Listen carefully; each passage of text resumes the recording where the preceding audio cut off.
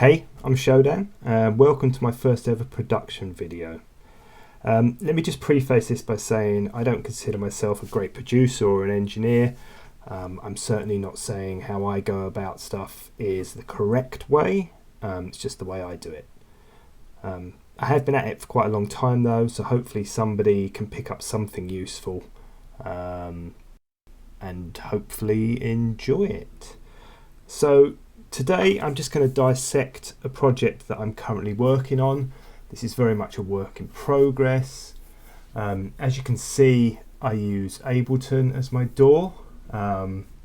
This project's a little bit different to my usual stuff in that I've started with the session view as opposed to the arrangement view. I normally start in the arrangement view and start with a loop that way and layer stuff up. This time I started with the session view, not sure why, and I've been adding bits and pieces in this way, building up scenes and just playing around with some different variations on stuff. There's no intro or anything, this is just kind of after the drop stuff, so it's full of bass and various different keys and instruments and bits and pieces. So let's have a quick listen and then I'll start opening up the channels and having a look what we've got.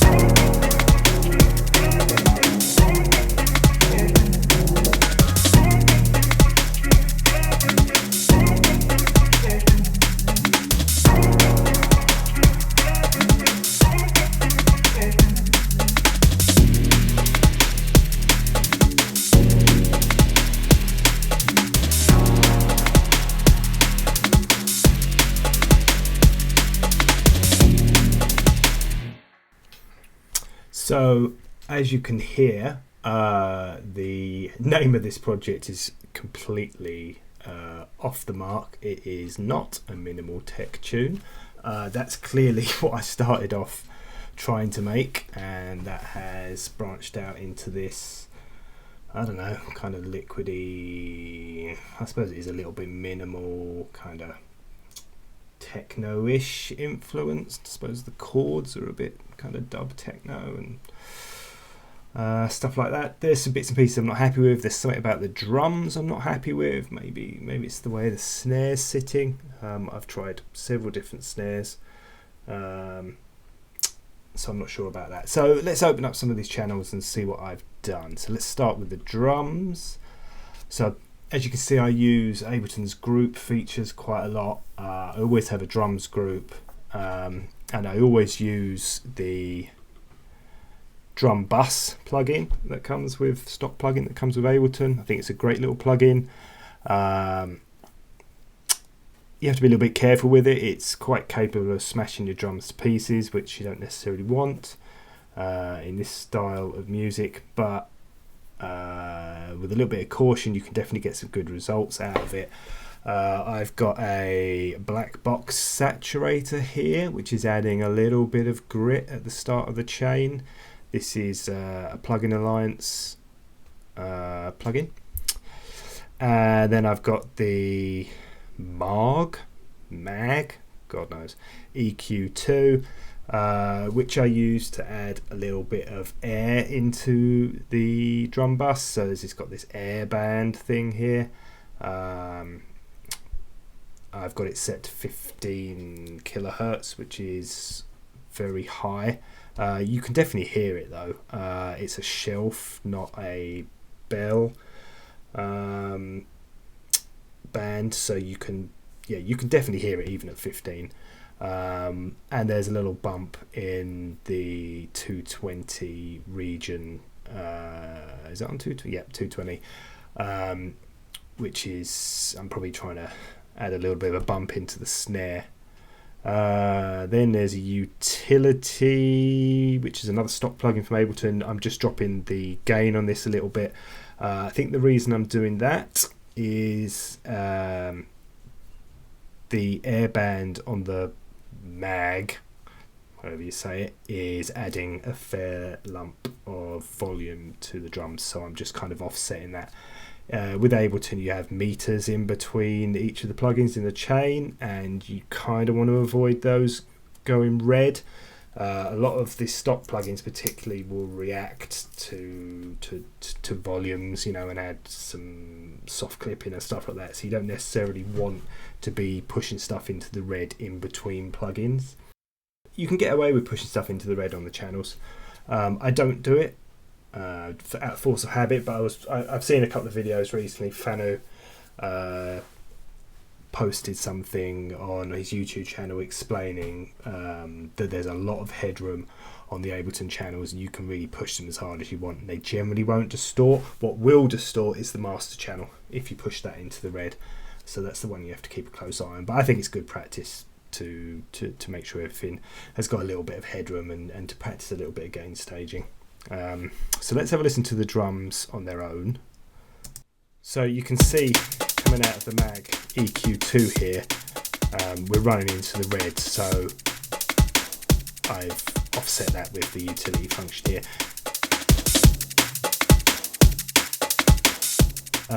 And at the end of the chain I've got a reverb.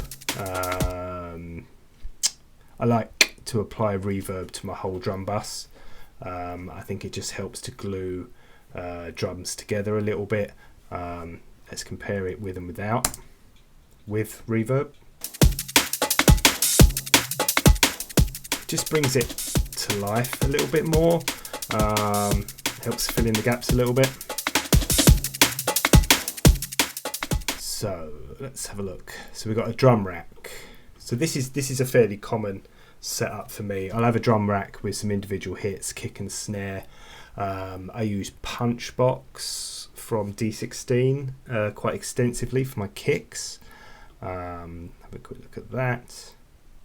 This is a great little plugin. It lets you layer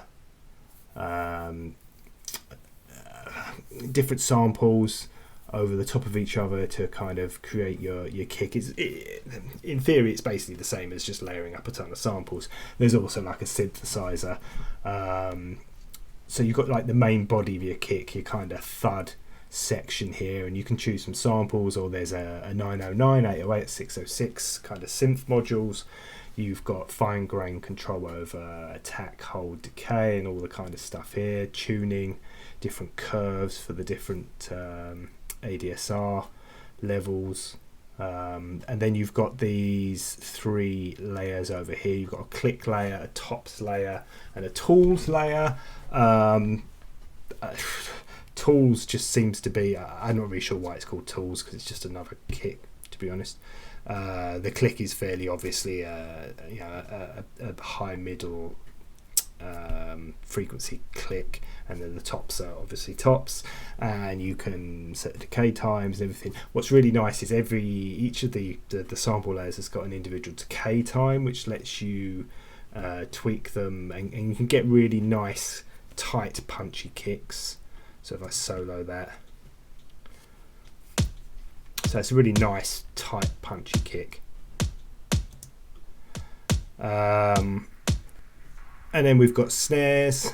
What other processing have I put on there? Nothing. So there's no other processing on the kick there. It's all done in the box here, in this punch box. I've added a little bit of distortion, and looks like I've boosted the bottom end a little bit, and a really insignificant little bit on the top end, on the middle there as well. Turned off the limiter. I used to limit my kicks and my snares and my drum bus. I don't do that so much now, because it does absolutely destroy the dynamics of the sounds. If you're going for that big, obnoxious kind of smacking you in the face kick and snare kind of vibe that's quite prevalent in some of the more dance floor styles of drum and bass, then have at it, limit away. I prefer a little bit of snappiness and a little bit more dynamics in my drums. So I don't have the limiter on anything. So snares. So I've got 3 snares layered up. Let's have a listen to those in solo. Little clappy kind of effort. A bit more of a classic kind of breakbeaty. And then a side stick or a rim shot. And then together. And I'll spend more hours than I like to admit tweaking the levels between those. I may end up replacing one or all of them before I'm finished. I'm pretty sure I've already replaced that clap 3 or 4 times. And I've grouped them together, so I've got the Ableton kind of rack functionality here with the 3 of them layered up. So 3 instances of sampler. I've probably tweaked the sustain and release levels on all 3 of them to tighten them up a little bit. I'm not a big fan of big long sustain on snares in drum and bass. That big kind of, I keep calling it obnoxious snare sound. The really in your face kind of pendulum snare sound. I like things to be a bit shorter and a bit snappier than that. So yeah, I've tweaked the sustain on the first 2, and the third one was quite short. The rim shot is quite a short sample anyway, so I didn't need to do anything with that. Channel EQ I've started using recently as another stock Ableton plugin. It's a lot less precise. It's more of a kind of channel strip modeled EQ, so you get a more natural kind of sound out of it, and it's got like a very gentle high pass filter on it for rolling off low end. So, and I've given that clap a little bump in 230 to give it a bit more meat. Similar kind of thing here, except I've given the middle snare, which is the more breaky kind of one, a little mid-range bump. Bit of a strange place to do it, 2K, but there we go. And a little bit of a high-end bump. I think I'm going to pull out the top end of that little bit because it was a bit dull, and I've rolled off a bit of the bottom. And then on the rim shot I've not done anything. I've then stuck a glue compressor across all 3 of them to glue them together with a little bit of soft clipping. I don't think that's doing a great deal. Yeah, not much. 4 dB of compression. What's it sound like without it? Exactly the same.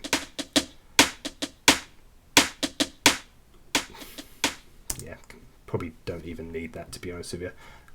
If you guys out there can hear the difference between those and you've got better ears than I have, which begs the question, why have I put it on there? Music. I don't know why they have to name these plugins. This is a really nice EQ though. This is an Elysia modelled EQ by Plugin Alliance. Again, it's just got quite a nice sound to it. It's got a nice warm mode, which I guess applies slight distortion. So I've got this across all 3 of them, across the group. Again, a little bump in the 200 region, and not much else. Nothing else, in fact. Okay. I've got a saturator, which I've turned off. So I had this snare, the combined snares, running through a saturator, but it was smashing it a little bit too much, so I've turned that off. And then I did have the SPL transient designer on there, which I was using to tweak the attack and sustain. What I find with this, if I'm not careful,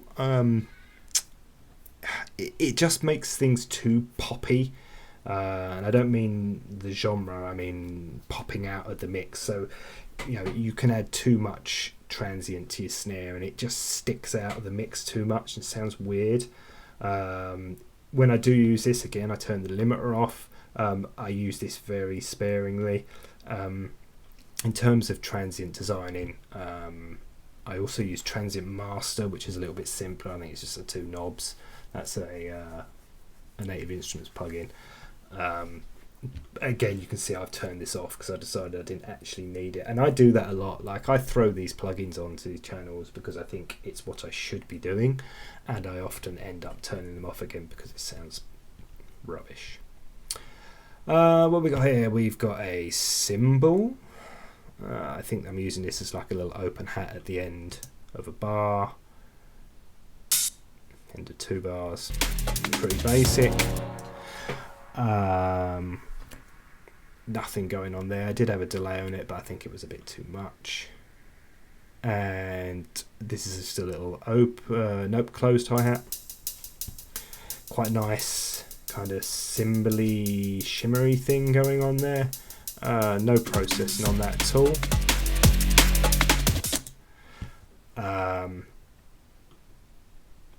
And then I've got a Valhalla vintage verb, which I might as well turn off because I'm not actually using. So with drum rack, you can have a dedicated reverb for the drum rack. It's a bit fiddly. There's like this extra section here, and you can drop what are essentially return effects within the drum rack here, and then you'd set the amount you're sending here. But as you can see, these are all turned off, so I'm not using that. This is probably there from my default project. So I have a default project with a lot of this stuff already set up. It already has a drum rack loaded, punch box loaded, a reverb loaded into the drum rack, with my sends set up, and that just removes a little bit of the friction from going from nothing to something, some sort of loop or whatever. I think anything that gets out of your way, that gets kind of the tedious boilerplate stuff out of the way quickly, so you can get from doing nothing to making music as quickly as possible, is worth investing time in getting that stuff set up. Also, if like you have a few hours put aside for a music session, and you sit down and you're not feeling creative and you're not feeling like making music, then those kind of admin tasks, perfect. Do some sample hunting, organize your sample library, set up a default project. With Ableton, you can save defaults for absolutely everything. So you can have a default channel configuration, you can have a default group configuration, you default project. Invest the time in getting this stuff set up so it speeds your workflow up and it removes any friction that stops you getting to making music as quickly as possible. So stop rambling. Drum rack done. So then I've got some breaks, a funny little percussion loop here called Water Boy. I quite like the little woo thing going on in the background, some sort of East Asian percussion. I have moved one of the snares in, I don't know if that's a snare, whatever it is. I've moved one of the hits to change the timing in it slightly, so it sits better with the rest of the drums. I've still got this one on beats. So I very rarely use the beats warping preset. So this is like 130 or 140 BPM, this loop.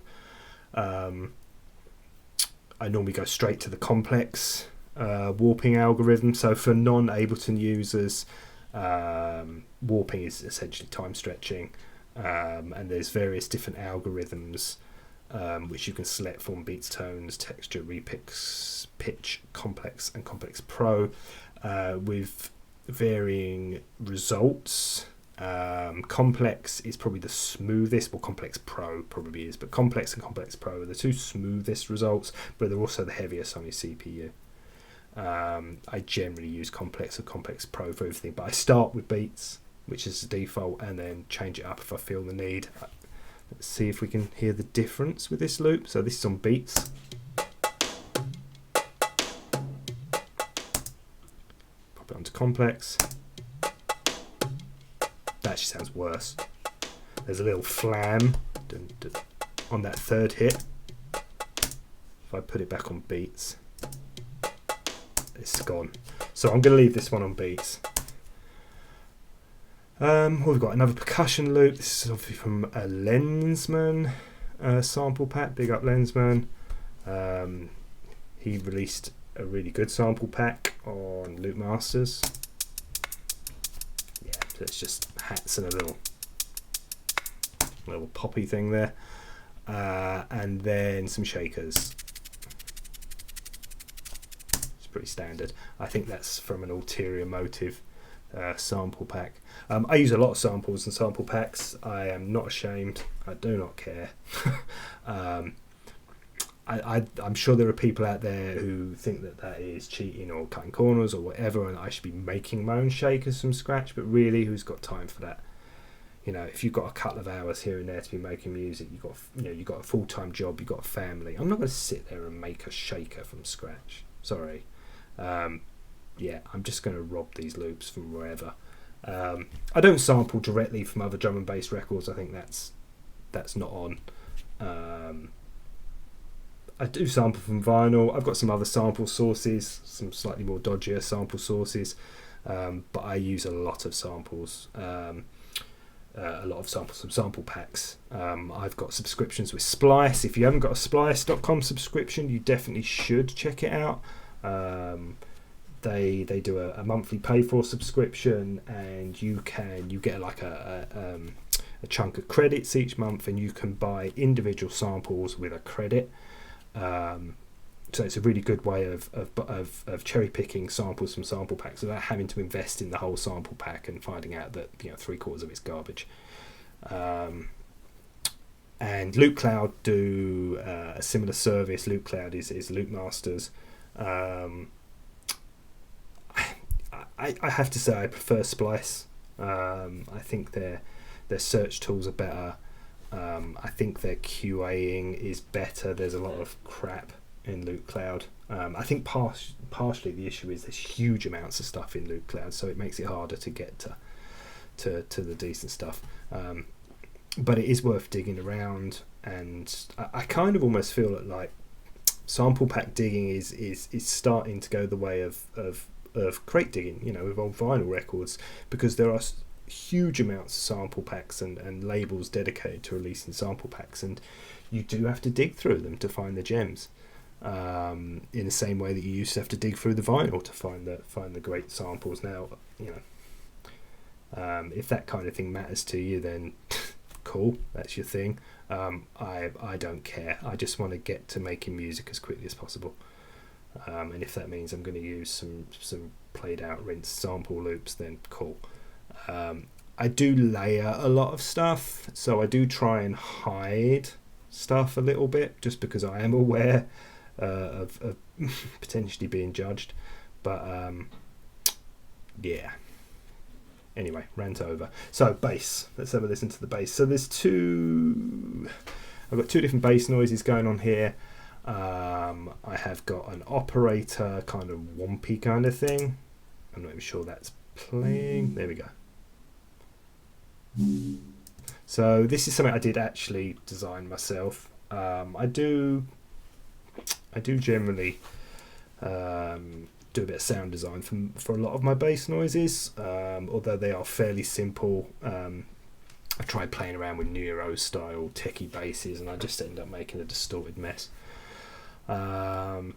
So what have we got here? We start off with the Ableton stock scale plugin. So this is a MIDI plugin that kind of clips your notes into a given scale. So this track is in the key of D sharp minor, and this is the D sharp minor scale. So it's basically filtering incoming MIDI notes to keep them in scale. I've then got an instance of operator, which is Ableton's stock FM synth. And I've got two operators, second one detuned by a couple of coarse points or whatever that is, and then fine-tuned up a little bit. And I've set the attack on the volume envelopes to come in slowly, and then using whatever this summing algorithm is for those two. No filter, no distortion, spread up on full to get that nice wide stereo spread, and tone up on full to get that kind of top end, those upper harmonics. I've then shoved that through a saturator plugin. I really like Ableton's stock saturator. I think it's really nice. It's got a number of different modes. It's really quick and easy to dial in your settings, and it has got quite a nice sound to it. It's also got the little soft clipping thing, which a lot of the Ableton stock plugins have. Then I've got an EQ8, which is another Ableton stock plugin, just rolling off the bottom of this sound, so I don't actually want any sub in there. Erosion, I use this a lot to add fizz and kind of like a top end distortion onto sounds. Stereo Savage, use this a lot. This is a plugin by Plugin Boutique. It's one of their own brand ones, and it's really good for adding stereo width, and it does it in a few different ways, using kind of classic chorus style settings, I think, and it does some panning, some auto panning, and it can really add some life and interest to dull sounds. And then at the end of that, I have got a reverb, another Pro R. Love the Fab Filter plugins. They're all fantastic. The UIs are amazing, and they sound great. So let's take everything off and see what it sounds like. It's probably going to sound ridiculous. Yeah, that's all right. Sounds like an old jungle kind of bass. So you can hear the saturator's added a bit of kind of lower mid meat, and you can see the frequency that it's targeting is the 1K. Ooh. Take the bottom off. Erosion will add in like a hissy, which is really nice. Stereo Savage, it's just added that stereo width to it, and you can see from the, I can never remember what these are called, stereo widthometer, that it's jumping around all over the place. If you bypass that, where's the bypass? If I just turn it off, you can definitely hear the difference there. It's got a subtle chorus effect going on. And then reverb. So this is a very quite a short reverb tail. Cool. And then we've got this bass noise.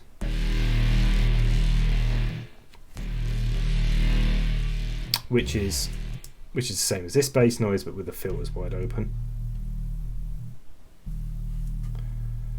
So let's dissect this one a little bit. So I think this one's got 3 instances of Serum all loaded up on top of each other.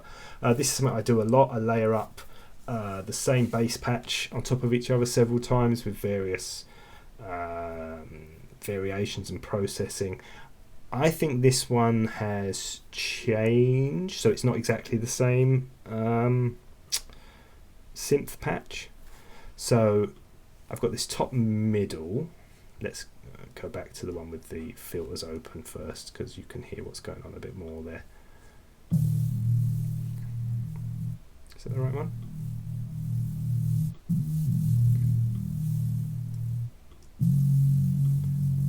So where's the one with the filter? Right, I'm going to have to manually open the filter. Okay. So this is more of a kind of a mid-side split. It's not really proper mid-side processing, but with this particular instance of the sound, I've kind of targeted a narrower kind of sound. It's still got a fair bit of stereo width, but it's not as wide as the side one, which, as you can probably hear, especially if you're on headphones, that's nearly all sides. And then kind of together,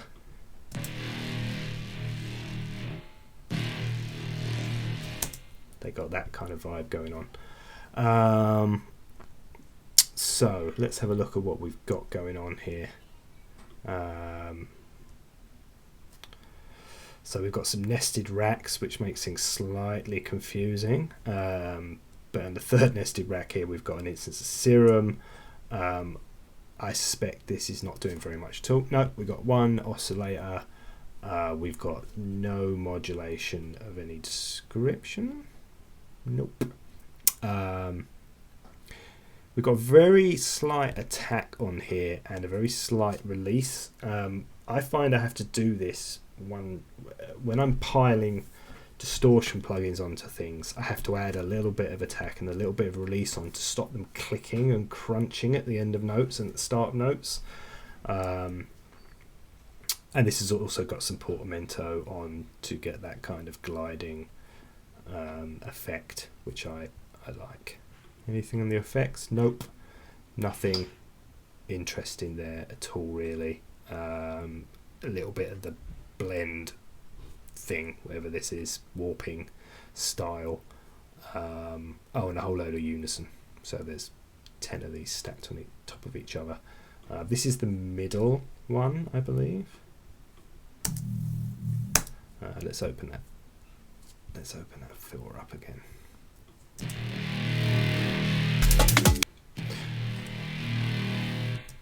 So on top of that, we've got. So I tried pretty much every distortion plugin I have in the in my toolbox here. So Elisa Character, which is turned off. That's all right. That I'm not sure about the tone on that one. I don't use that very often. Black Box, which I do use a lot. That's got a nice tone to it, but again, that's turned off here. I think I probably turned on too many and again smashed the sound to pieces and then done what I usually do and backed off a bit.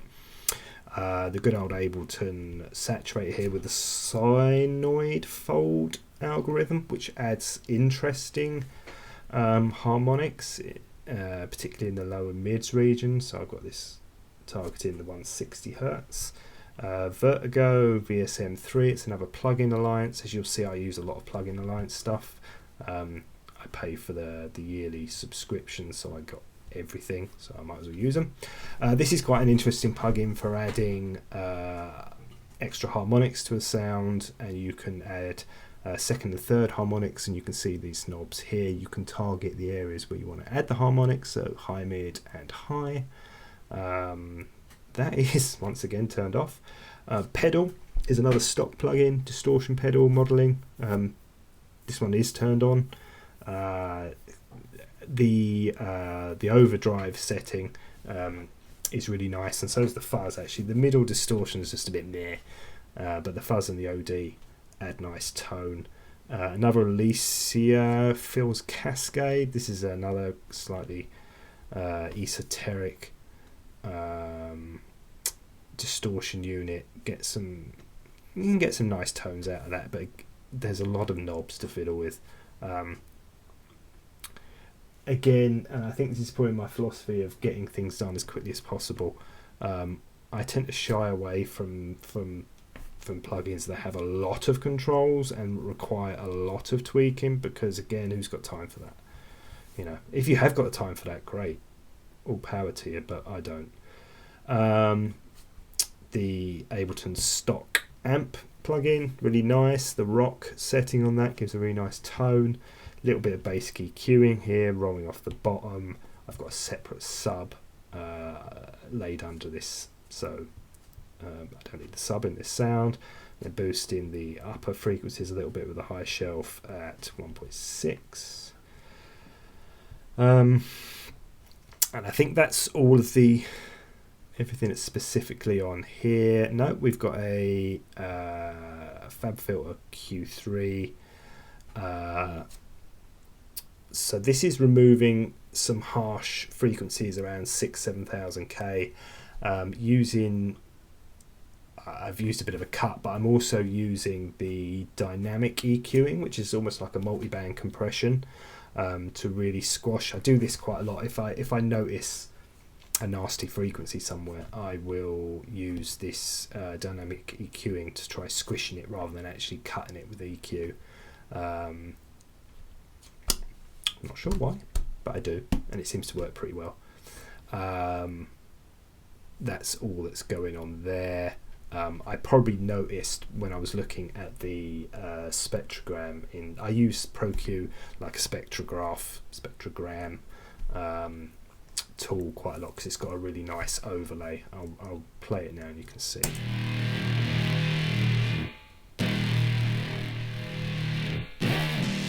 Yeah. So, I mean, I probably could keep that in there, but I suspect it's just a little bit too much alongside these sides here, which have got a lot more fizz and buzz to them. So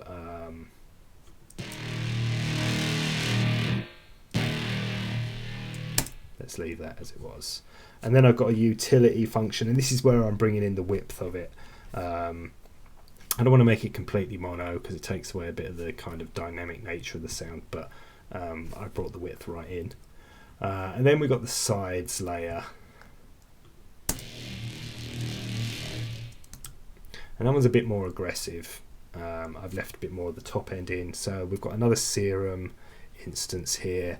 Yes, this is a completely different patch. Actually, no, not completely different. You can see I've had a little bit of release on here. I haven't added the attack time in this, but I guess you probably can't hear the pops and clicks because it's so noisy anyway. Got a single oscillator on here with a bit of a kind of funky jaggedness on the rounded sawtooth here, and again layered up with unison. Nothing else going on there. And you can see where I've duplicated the effect chain here. So there's the same old plugins all turned off, saturator on. We've got the fuzz setting on the pedal here, so a more aggressive kind of top end, but I backed off the dry wet on that because it is so aggressive. And again, I think I've backed off the dry wet on the amp here because again, more aggressive settings on it. Very similar EQ curve to the last one. I've added a bit of chorus on here with Native Instruments choral. Let's listen to that with and without.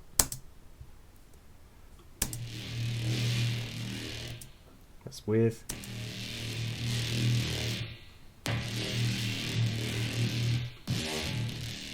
It's quite subtle, adding a little bit of movement there though. Again, Stereo Savage, which in itself is probably adding some chorus. Yeah, that's quite dramatic. You can really hear a difference. And if you look at the stereograms, I'm sure someone in the comments will tell me what this thing's called. You could see that it was very much sides and nothing up the middle. And then my old friend OTT. So this is I love this thing. This is the OTT multi-band compressor unit, same one that's actually built into Serum. And it really pulls out the top and mid ends of things. It can also absolutely destroy your sounds as well. So let's listen to it with and without. So this is a reasonably subtle setting for this, but you can hear it's really pulling out that top end and really making the sound more aggressive. And then across the grouped mid and side of that top sound, I've got a FabFilter Volcano filter, which was the filter you saw me tweaking earlier over here on the instrument rack macro. If I was any kind of decent producer, I would be naming these things. And yeah, it's just a basic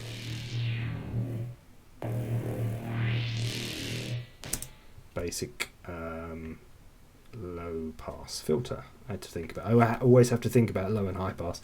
I get mixed up with low and high shelf. Erosion again, because why not? And you can just hear that quite subtly there, because I've got a very small amount of that on there. Dimension expander, which is some kind of reverby, I don't know exactly what it is. Again, this is built into Serum. Xfer, the makers of Serum, released a lot of these kind of modules before Serum. You can also use Serum effects, so you can use the whole effects unit from Serum, which I do sometimes, but this is a simpler a limiter, which is not on, and a little bit of spring. I love spring reverbs. I will slap these on everything. This has got a very short reverb time, and I think it's just adding like a metallic kind of resonance.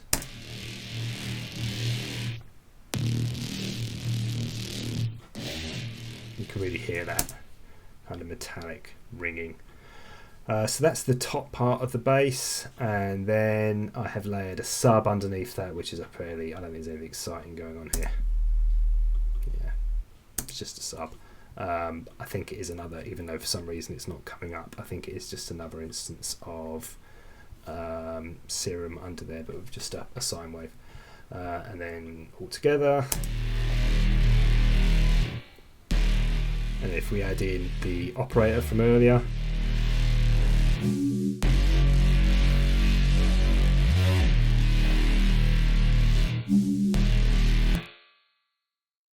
most of the versions in this clip have got the filter closed. This is the only one I think with the filter open. That's a lot more brooding and menacing. The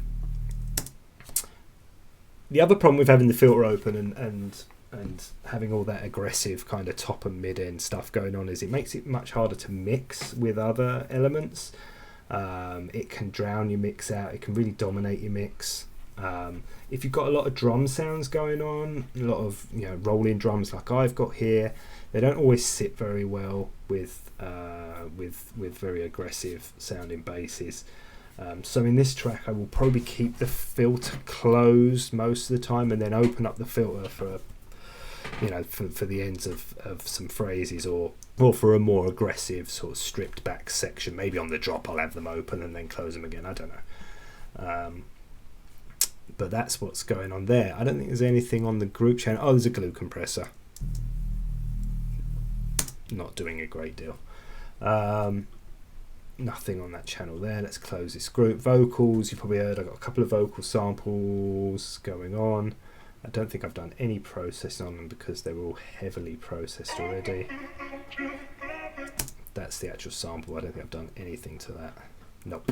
I have got some stuff on the vocals bus, but this, I'll probably take this off. I've got a virtual tape unit. This is a Slate Digital. I'm probably going to stop using Slate Digital stuff soon because it's kind of expensive and I don't know. Again, maybe my ears aren't that great, but I can't really tell the difference with a lot of it.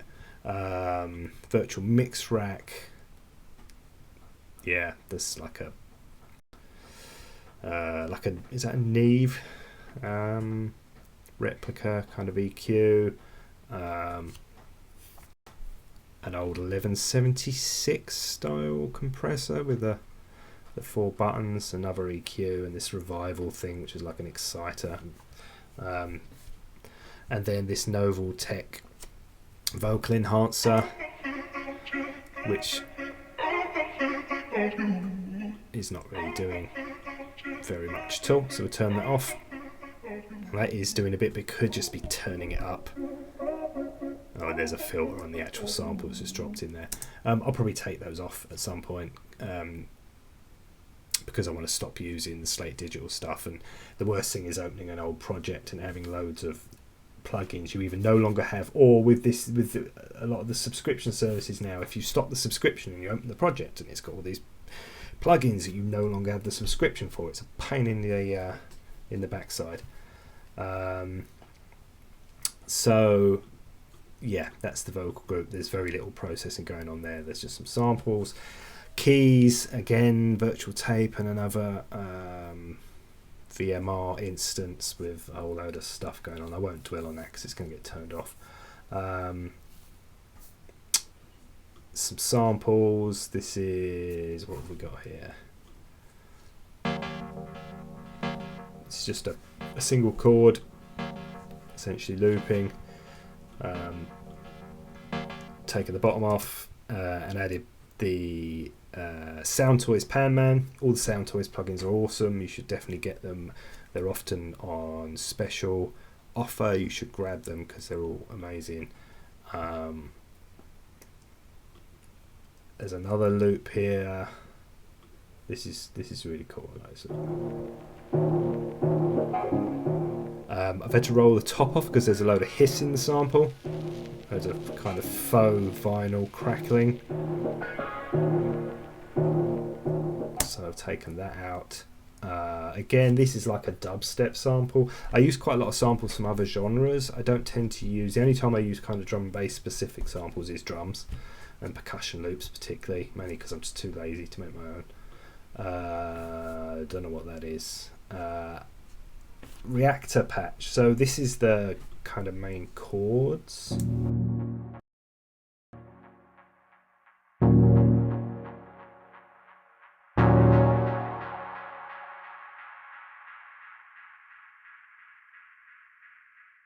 Quite nice, kind of almost dubby techno-y kind of chords. This is, I mean, it's not a particularly complicated sound. This is a massively complicated looking synth. This is Reactor Blocks. This is a preset called Jacking Thing. I don't think I've done very much to it. I think I've tweaked the frequency. I'm not going to mess with it because I can't remember how to save the preset, and I think the star means I haven't saved it, so I could lose the sound if I fiddle and fart around with it too much. But that's that, and then on top of that I've added this Valhalla delay. Amazing. All the Valhalla DSP plugins are amazing. The reverbs are amazing. The delay's amazing. You should definitely grab these. €50 each. It's nothing really for quality like these. There's a really nice tape style delay on there, and it looks like the filter is mapped to velocity, so the softer keys are with the filter shut, and then using velocity to open up the filter and add more upper harmonics. And of course the upper harmonics sound better on the delay line as well, so you're getting that kind of movement. Wow, that's still going. Might need to turn down the delay time on that a little bit. Another kind of dub techno-ish style synth, I think. Yeah.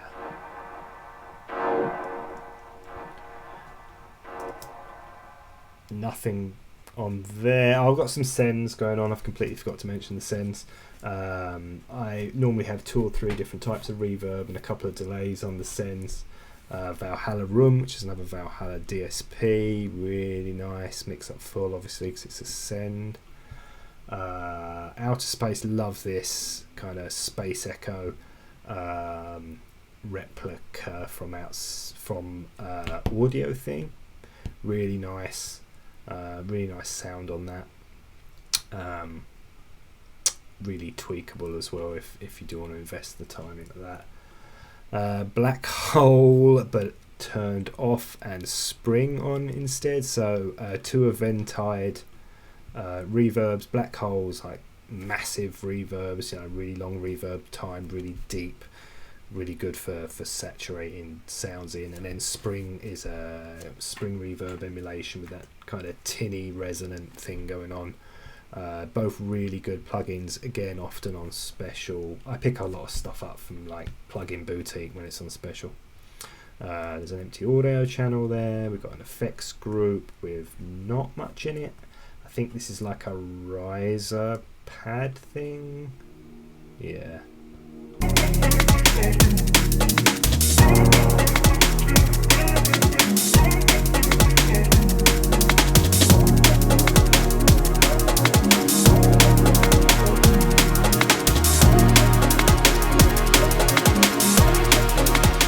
Bit loud maybe. Yeah, nice. You can hear that delaying out. That's the tape delay. Rolled the bottom of that off because it probably had some bit too much going on the bottom. As an instance of VMR, that will be coming off there. I'm going to skip scalar. That's another day, I think. What have we got here? We've got another sample. This one's a loop, but I think I've played it a little bit.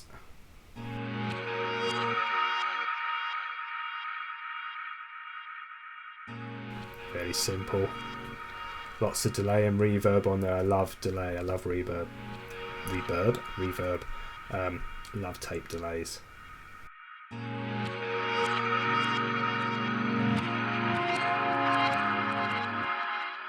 Nice. And then the bass noise I'm not using. And then the Loop Cloud plugin, which lets you audition samples off Loop Cloud in situ within your project at the right tempo. So basically, if I were to play a loop from Loop Cloud, that would be piped through into Ableton on that channel. So that's a really nice way of kind of auditioning loops. All right. I don't know really what else to say. I mean, my next steps with this will be to transfer some of these different variations through to the session view, which, as you can see, is currently empty. You can either copy and paste. Can you drag these? No. Oh, yeah, you can. So I could drag these over like this, get them on the right channels. So this is dragging the whole scene, but it hasn't. Has it got the drum rack? Yeah, it has. No, alright, it's failed to pick up the drum rack, but I've got a lot of the stuff there. Or you can record, so you can actually kind of live record yourself triggering the scenes, and it will record that into the arrangement view. So that's quite a nice way of adding some improvisation into your tracks. I know a lot of the techno guys that they kind of sequence the whole tracks like that. It's all kind of improvised scenes. Perhaps not precise enough for us nerdy drum and bass guys, but yes, an interesting, fun thing to do sometimes. So I may well do that. Yeah, so that's like a dissection of this project. If you like this video, please leave a comment. If you have any questions, if you want to correct anything I've said that's a load of rubbish, please do. I'm all up for being corrected. I don't claim to be any kind of expert. This is just the way I make music, and it probably has horrified a whole load of purists, but this is how I do it. So please leave likes, comments, shares. Let me know what you think, and if this gets a good reception, I'll think about doing some more. Cheers, guys. Bye.